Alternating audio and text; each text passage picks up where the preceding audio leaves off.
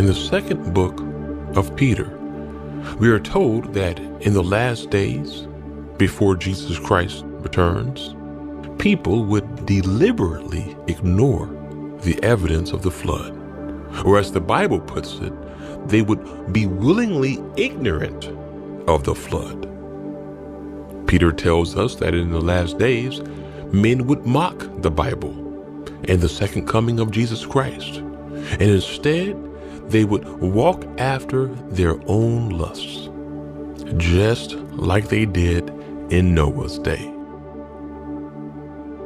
You see, just as Noah had faith to carry out God's command to build the ark, and just as Noah had faith that God would bring them through the flood, so we too must have faith that God was perfectly capable of preserving Noah, his family, and all of the creatures aboard the ark. Is it too difficult a thing for the God who created the universe and everything in it to preserve the life that he chooses? Of course not. So let us not be counted among those who Peter prophesied would ignore the evidence of the flood, since we are indeed living near the end. Instead, let us be named among those who believe in God and his word.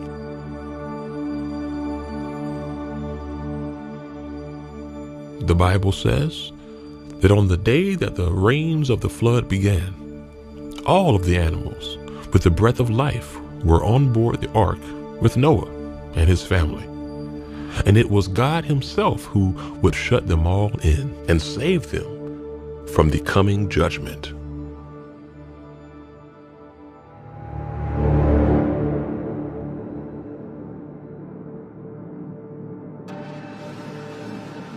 The Bible tells us that God looked upon his creation, and behold, it was all corrupt. For all flesh had corrupted his way upon the earth. Judgment Day had finally come.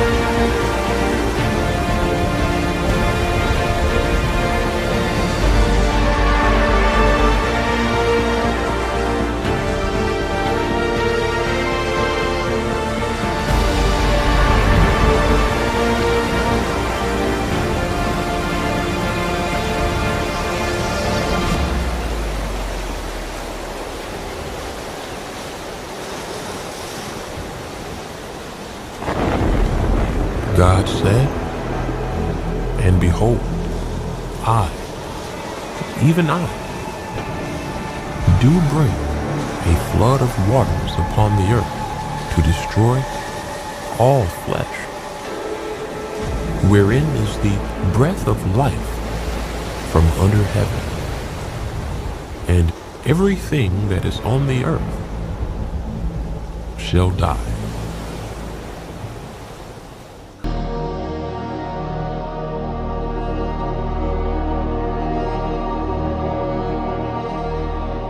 As the floodwaters began to recede, the earth was in a state of chaos.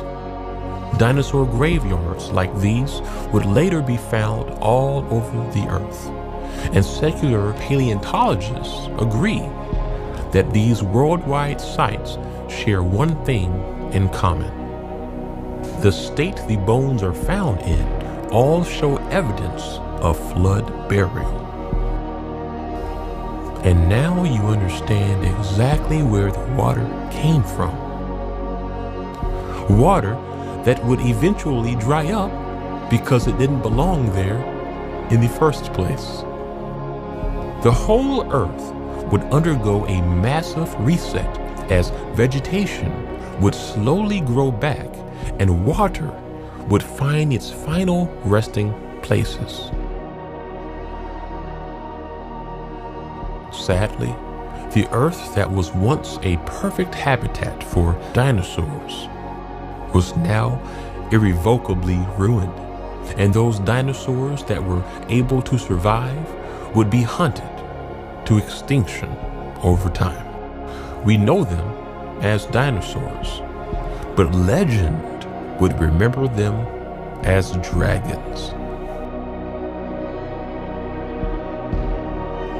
And so it was that on the 17th day of the 7th month, the ark rested upon the mountains of Ararat.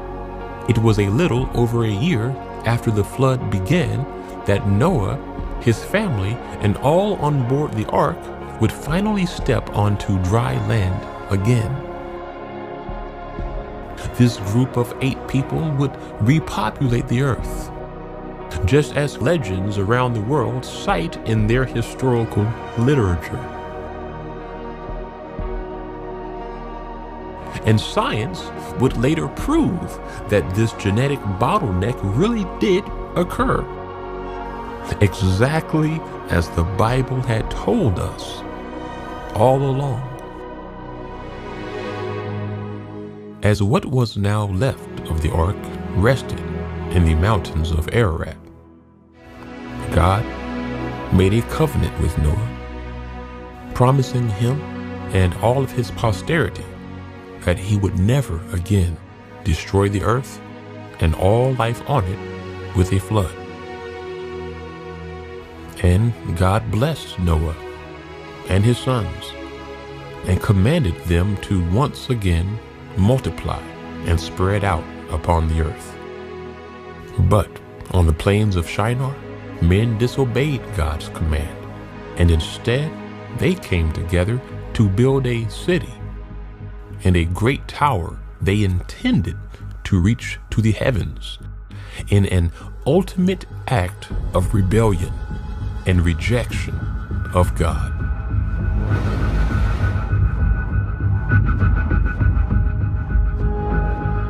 But God came down and put a stop to their tower by dividing their once unified language into many languages. And out of confusion and fear, they stopped building the tower and dispersed into what would become the nations of the world.